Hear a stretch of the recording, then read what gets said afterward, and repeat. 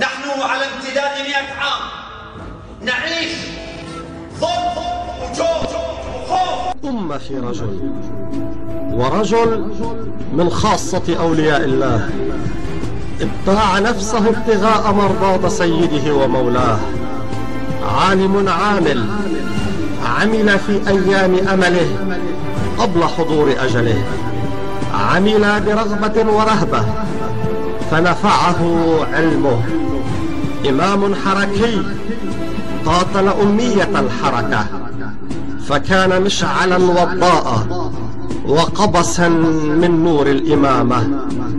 استقام به الهدى وهابه العدا، قوله علم وجرأته حلم.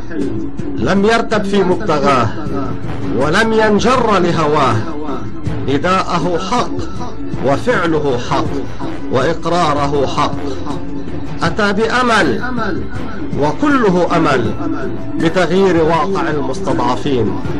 عاش الحركة وهدفه واضح مبين، أخذ حق الذليل فأعزه وتصدى للمستكبر فأذله.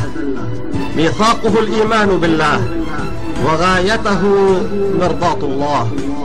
خاف علينا من الهوان وأرادنا أن نكون للإسلام عنوان، وأن يشار إلينا بالبنان.